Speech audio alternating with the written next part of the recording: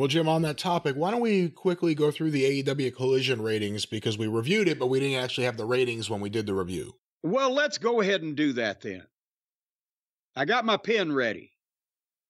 All right, these were compiled by WrestleNomics, the AEW Collision ratings on TNT for October 28th, 2023.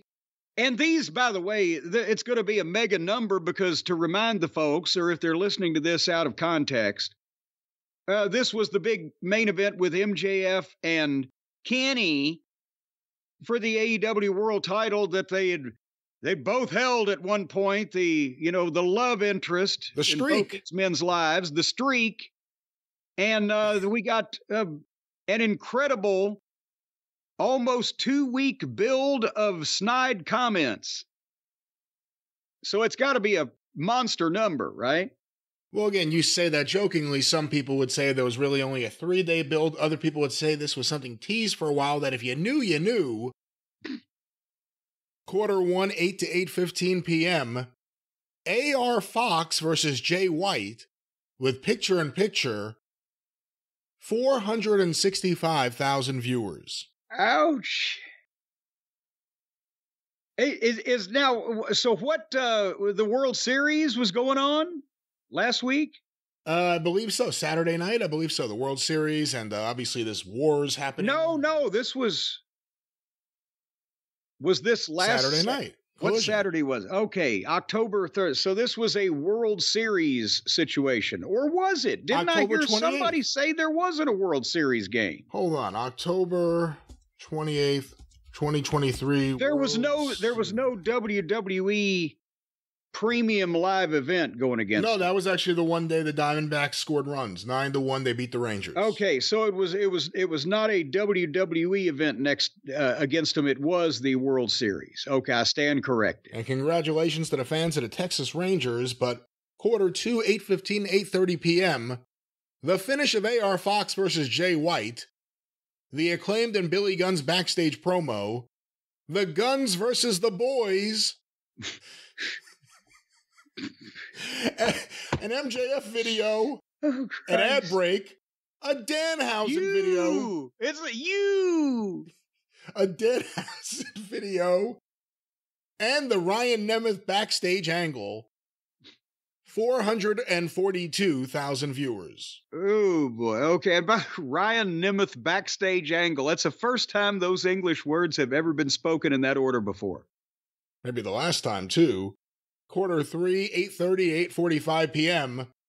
Hikaru Shida versus Abaddon. Oh, boy. With picture-in-picture, as well as just a full-screen ad where they just give up on the match and go to the ad. That's right. As well as the post-match with Timeless Tony Storm and an FTR video and another ad break. 434,000 viewers. You know what? We're down to the paraplegics out there with bad batteries in their remote controls. They can't change the channel. If they didn't lose any more on that, that's a modern miracle. Quarter 4, 8:45 to 9 p.m. The Shane Taylor Keith Lee video. Did you know there's another famous Keith Lee? Suzanne the other day was saying something to me about Keith Lee. I'm like, what are you talking about? And she said, Keith Lee. I said, I know, Keith Lee. She said, Keith Lee, I said, Keith Lee, the wrestler? She said, I don't know anything about him wrestling. There's some guy who does something with restaurants. His name's Keith Lee. So he's not even the only Keith Lee anymore. Well, now wait a minute, goddammit. I'm pissed off for one of these guys. One of these guys is a perpetrator, an infiltrator, a masturbator, a carpetbagger. He's a TikTok food critic. Well, then, does he have Keith Lee trademarked?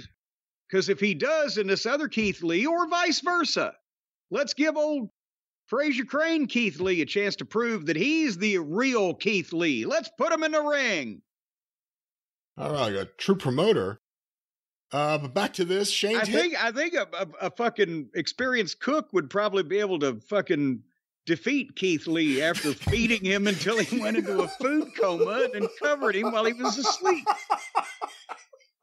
All right, let's get back to quarter 4, 8:45 to 9 p.m. Anybody tell I'm not taking this fucking program seriously today? Go ahead. The Shane Taylor Keith Lee video. Samoa Joe versus Rhett Titus. QTV backstage for their promo, Claudio Castagnoli's backstage promo, and the start of Dax Harwood versus Ricky Starks, 447,000 viewers. So they started with 465 and they've been in between 434 and 447 cents. What about the top of the hour, Brian? The big 9 o'clock hour, 9 to 9:15 p.m., quarter 5. The continuation of Dax Harwood versus Ricky Starks with picture-in-picture. The post-match with the spooky House of Black. And it says LFI. Who's LFI? Ah, the LaFuckers and Goobers. Oh! Too many letters. He couldn't put them in here. LFI. And then the Andrade El Idolo backstage promo. 424,000 viewers. Ouch! They lost at the top of the hour, and that's their worst number so far. Quarter 6, 9:15 to 9:30 p.m. An ad break. Chris Statlander, Willow Nightingale, and Sky Blue's awkward backstage promo.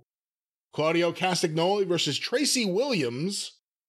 Samoa Joe and MJF backstage. Another ad break. And the entrances for the main event.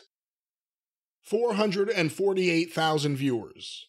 And they went back to, by 1,000, beat their best mark since the starting quarter hour, which they've never surpassed. Quarter 7, 9:30 to 9:45 p.m. MJF versus Kenny Omega. 546,000 viewers. Well, so 98,000 people were interested enough to actually tune into that thing after saying fuck it to the rest of the program. So the MJF factor is, he's still giving them something. And with Omega, he's the only one in the elite with any intrigue. So him against a main eventer like MJF, there's something there you've never seen before. Quarter 8. You want to give him some credit, but boy, what I saw on the telecast last night from the Derby City here was a bunch of people farting in his general direction. Go ahead. He can't say anything now without me thinking about what you're going to say after you read it, after you write it. But quarter 8, 9:45 to 10 p.m., the continuation of MJF versus Kenny Omega with picture-in-picture twice, 567,000 viewers. And they ended up with another 21,000 on top of that. So, and by the way, we didn't give it on average. The rating was 472,000 viewers. And that's not real good for national cable television. But again, this match, what we're talking about, we were talking about it beforehand. This match at Mohegan Sun on 3 days firm build. Unless you were watching the Young Bucks YouTube show. Unless you're close enough to this shit that the Young fucking Bucks text you personally, the big news. Nobody really knew this match was happening, and they still added 120,000 people to a grisly, stinky television program viewership just on that amount of promotion. And that's, again, you called it the money they lost by not putting it on pay-per-view when their audience will pay to see Kenny. And MJF is carrying the load of almost everything. And then he gives it away that quick on a B show.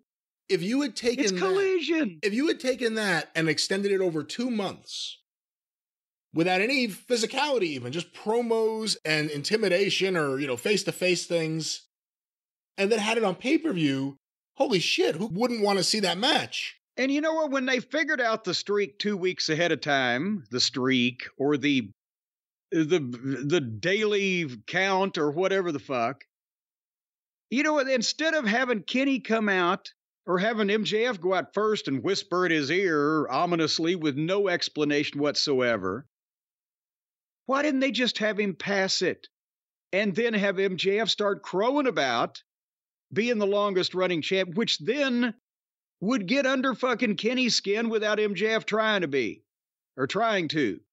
Because instead they had MJF, who they're now trying to point and portray as the big baby face of the company, the devil that everybody loves. He's your favorite devil.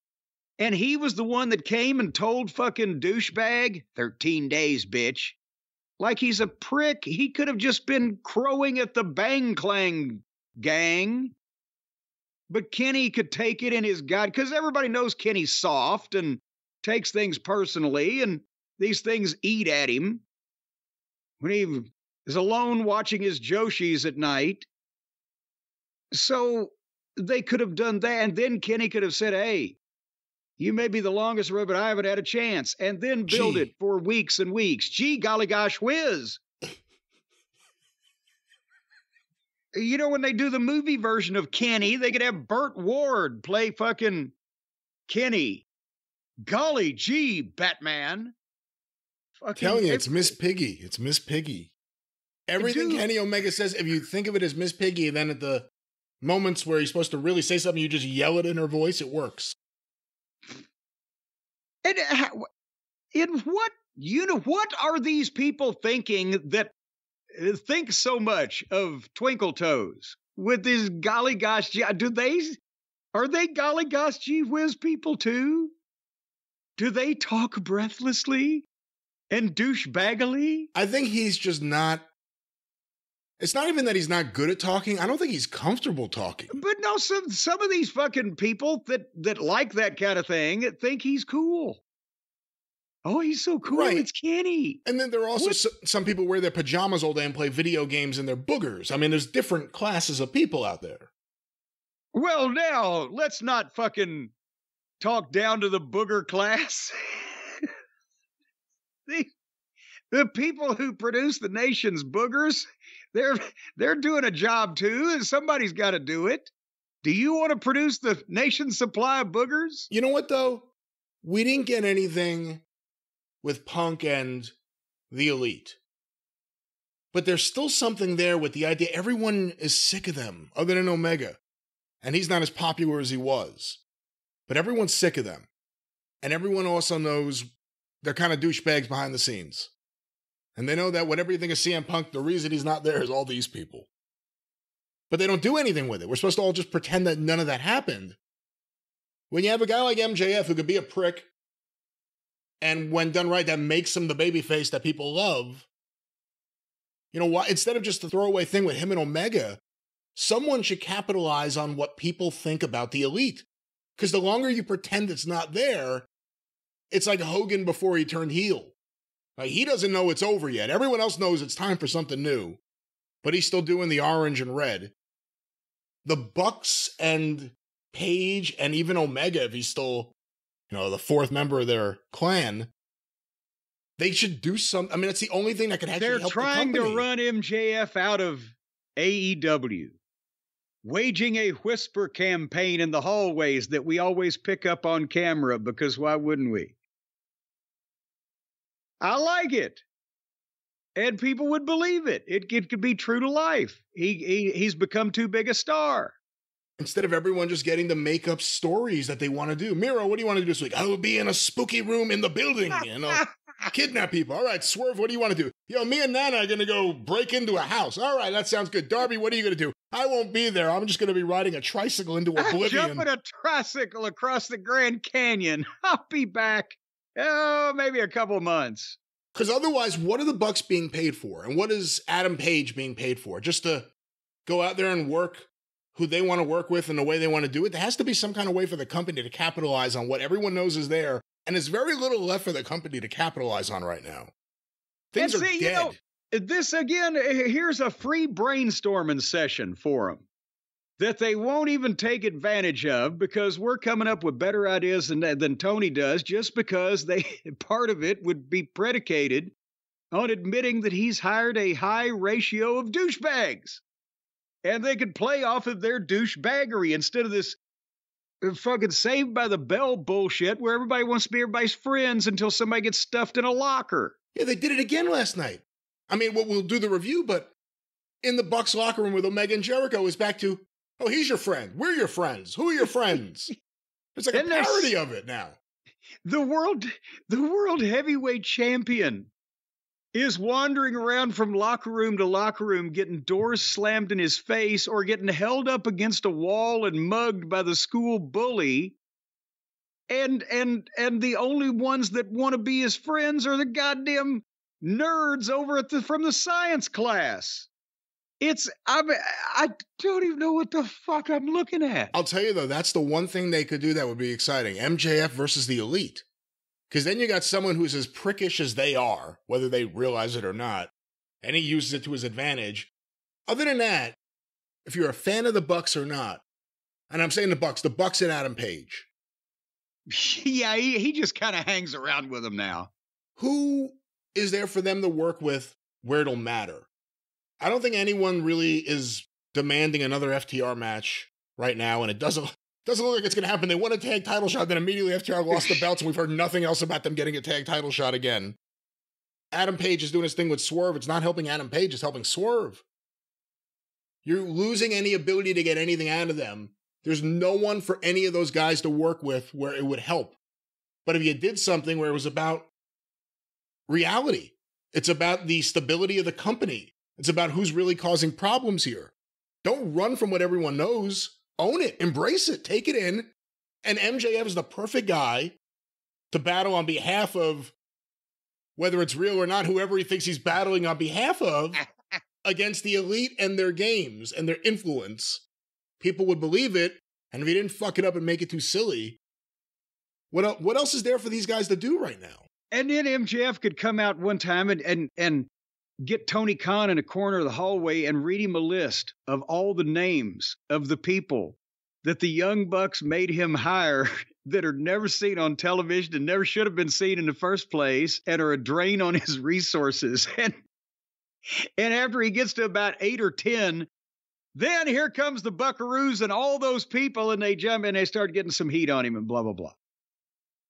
But no, that would make chicken salad out of some chicken shit in terms of you got a shitty situation, so do something with it to get some interest, but they're too busy trying to put together dream matches in Guadalajara and Sapporo and engage in high school theatrics, both in terms of the gymnastics class and the drama class. That's where their heads are at. Well, that was AEW Collision and our thoughts on the AEW booking, and we'll talk a little bit more about that.